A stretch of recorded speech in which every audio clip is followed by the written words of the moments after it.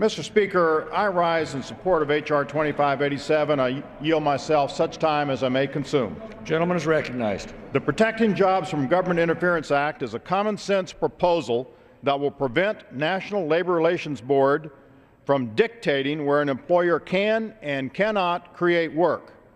Upon the date of enactment, this limitation will apply to all cases that have not reached final adjudication by the full board.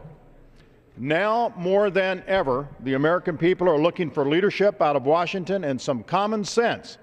They want to know their elected officials are willing to take on the tough issues and make the difficult decisions needed to get this economy moving again.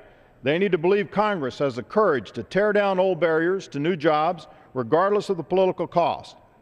After 31 straight months of unemployment above 8%, we cannot afford to cling to the status quo any longer.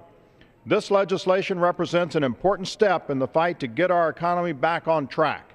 It tells job creators they don't have to fear an activist NLRB reversing important decisions about where to locate a business.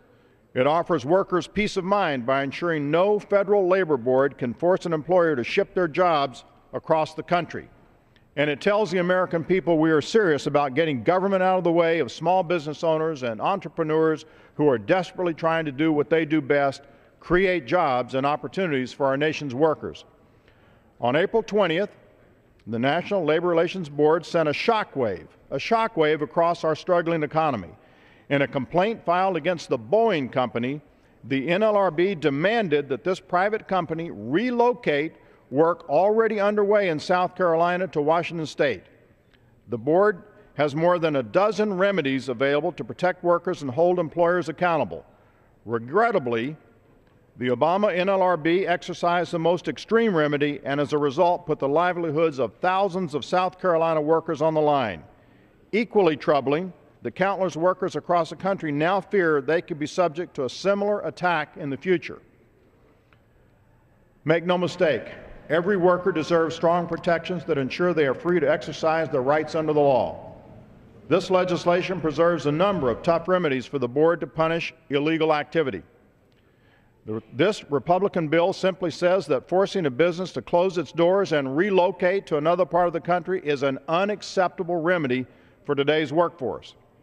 If the NLRB is allowed to exercise this radical authority, it will have a chilling effect on our economy. Businesses at home and abroad will reconsider their decision to invest in our country and create jobs for American workers. We have already heard stories of Canadian business leaders doing just that.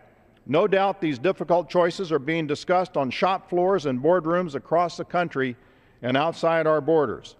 Last month, this board unloaded a barrage of activist decisions that undermine workers' rights and weaken our workforce. If the President will not hold the board accountable for its job-destroying agenda, Congress will. It is time we forced the NLRB to change course. This is a sensible reform that will encourage businesses to create jobs right here at home. I urge my colleagues to support this bill, and I reserve the balance of my time.